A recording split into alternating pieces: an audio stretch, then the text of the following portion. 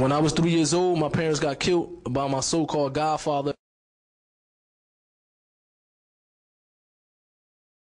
So I was in the house, I was 3 years old, I got shot in the foot. I had a 6-month-old brother and I had a 4-year-old brother in the house. Alhamdulillah, nothing happened to us. We was after the death of my parents, I moved to Irvington, New Jersey with my grandparents.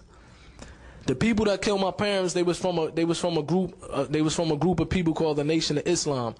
So at this time, when I moved to my grandmother, they was Christians. So I kind of, of course, my mother and father, being that when they passed away, I was young. I had no influence and no teachings of Islam. So I was raised with my grandparents they was Christians. They was Christians. So eventually they started preaching Christianity and trying to force it upon us. So growing up in Irvington, New Jersey, in a household with, it was a bunch of us in one household, me, a couple cousins and things like that. When we start getting up to age, we started hanging on the street like everybody else in the city. You know what I mean? When you get bored, you start hanging in the streets and things like that.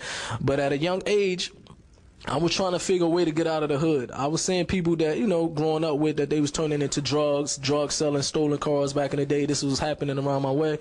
But I always wanted to get away from this lifestyle and get out of there. So one of the things I started doing, I started writing. And one of the persons that inspired me, we had a family friend by the name of Queen Latifah.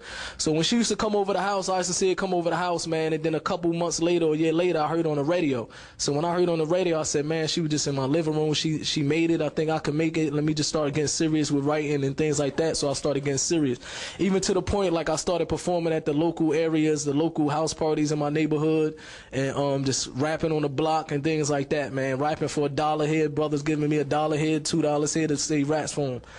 But when I started getting serious, I had a childhood friend by the name of Gaddafi. This is the half brother of Tupac.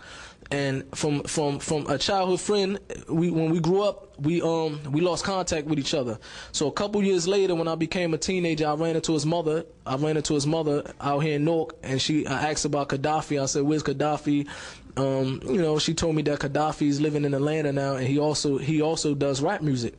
And I told her, I said that's cool because I'm trying to do rap music. She said, as a matter of fact, Gaddafi got a brother named Tupac.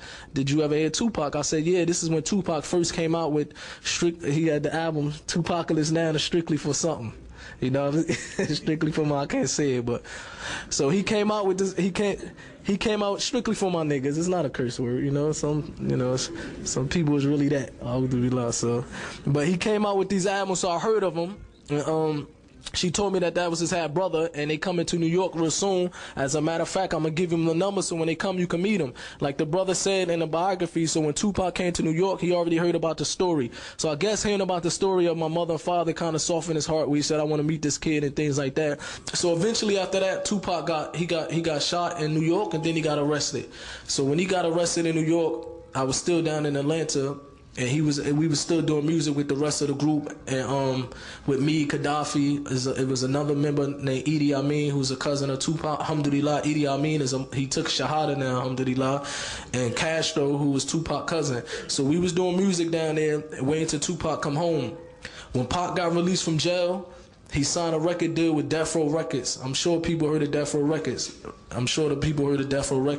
So he said, when I come home, we're going to move to Los Angeles. And we signed a deal with Death Row Records. At this time, Death Row Records was one of the most powerful record labels within rap music in the world at that time. You know what I mean? It was selling the most records out of anything, so it was a big move for him, for the dunya.